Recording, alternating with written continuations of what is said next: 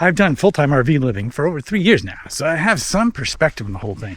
The dark side and the expectations, they're as varied as the people that do it. Like, each person's experience is very different.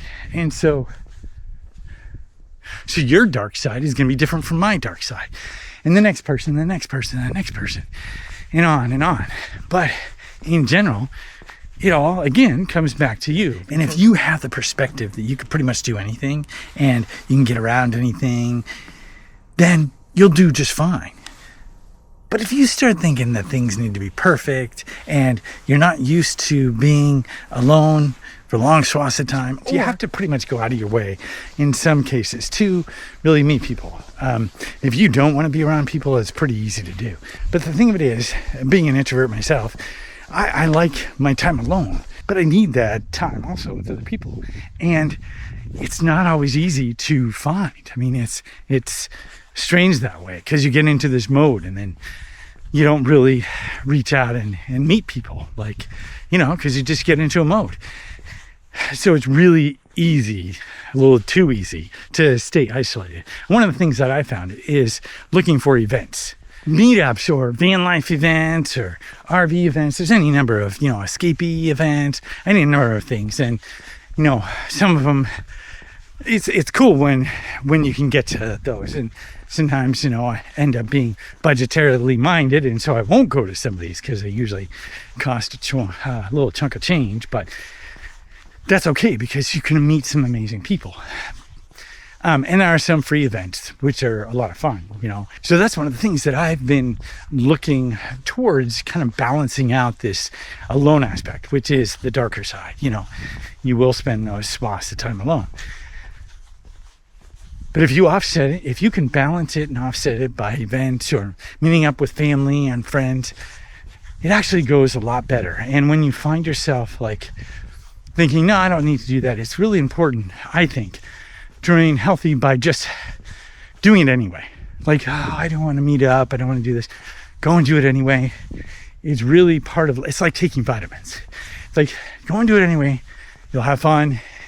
And it's better to remain healthy, have that healthy balance between being alone and being with people. Because on the whole lifestyle is pretty bent towards the solitude part of it. One of the biggest things I've run up against is the stupidness. It just seems stupid. It goes along with the, creating on YouTube or being an entrepreneur. You run into this idea that, okay, what you're doing is just stupid. It doesn't seem to be working. It's, because you'll have great highs and great lows, and you'll go and then just be nothing. And so there's all this stuff that happens, right?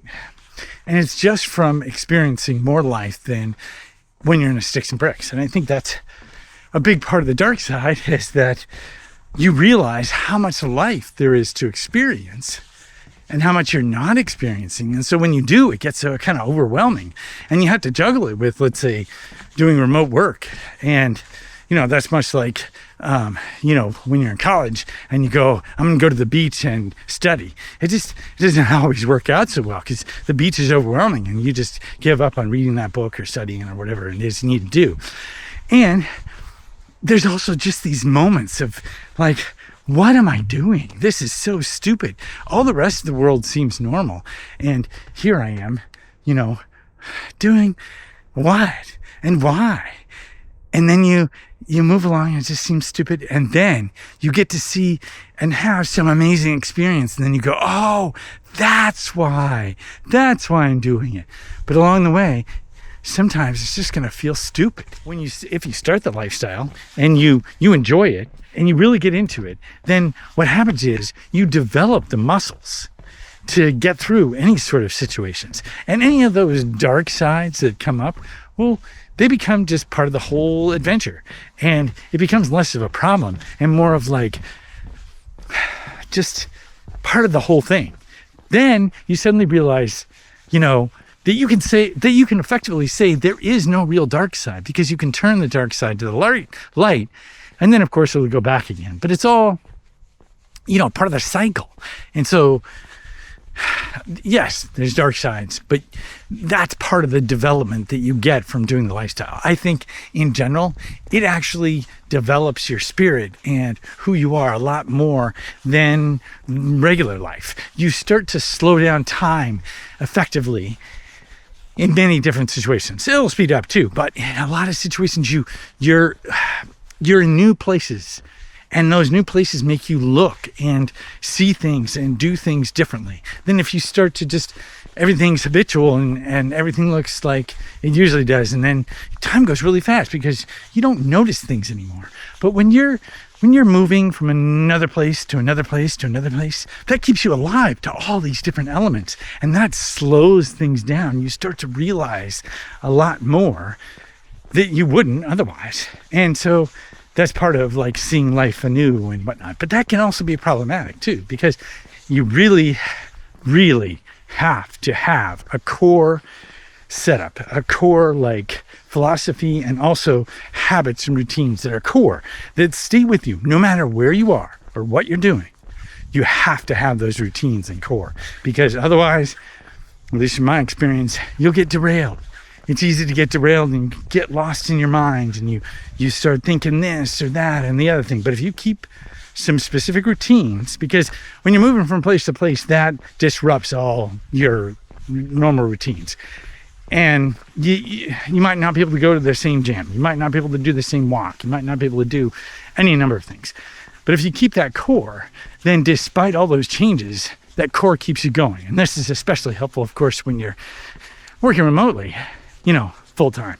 But it also, there's this sweet spot where you can dance with the changes, still have that core, and you notice things in life. And it's like a symphony of just amazing things that happen. And then things crash, and then, you deal, and it goes back again. And a lot of times you're going to have to deal with those moments yourself. There's always, sometimes you'll make friends around you, or you'll have family that you call or whatever. But in general, you're really going to have to deal with those moments yourself. You're going to have to dig down deep, find that resiliency, and keep on going. So, and you develop a lot of that along the way. But if you don't have that, initially, it can be kind of tough.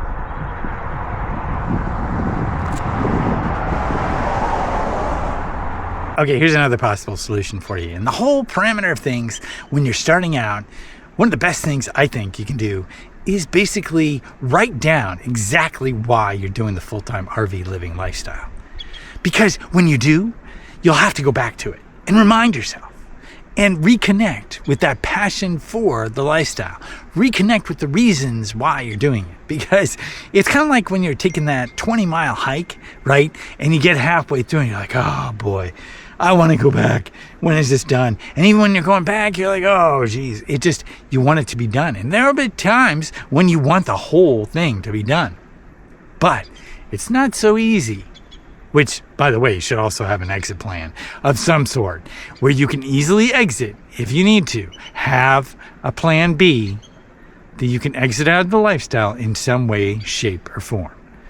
Might be on a person's couch. You don't know. But whatever it is, be sure to have a plan. But anyway, when you have that written down, you can reconnect with it. And you will need to reconnect with it because you'll get to these situations that are just they're no bueno. They're no bueno. And you'll have to pull yourself through. And one of the best ways to do that is to remember why you're doing the lifestyle in the first place. So definitely have that written down. Have some way, a picture, some memento, some, couple paragraphs that you've written down, reconnect, and then you can keep on going. Remember why you're doing it and keep on going. Always reconnect and keep on going. Yeah, that's kind of like the dark side. The dark side is you. And if you can be with you, and if you can, be open to things just happening differently, things not always being the same, then I think you can have a lot of fun. And the biggest thing I think is that the lifestyle itself is not forever. It's going to be for a certain period of time, and it's going to be this moment in your life that shapes some things for you. and then you move on from it. You know, I don't know that there's a lot of people, just like with YouTube, people doing YouTube, they do it for a long while, and then they move on, they pivot and do something else, and so on.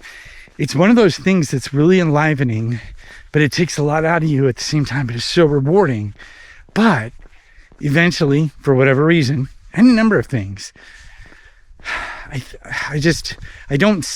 haven't met too many people who have gone the full length of the lifestyle. You know, they end up, you know, planting down somewhere. It's a little bit easier, you know, when you can plant down somewhere. And at first it's like a landing pad. One landing pad, and then you do things, and then slowly you just, I don't know. Who knows? But if you found this video helpful, be sure to give it a like, subscribe to see more, and I'll see you next time.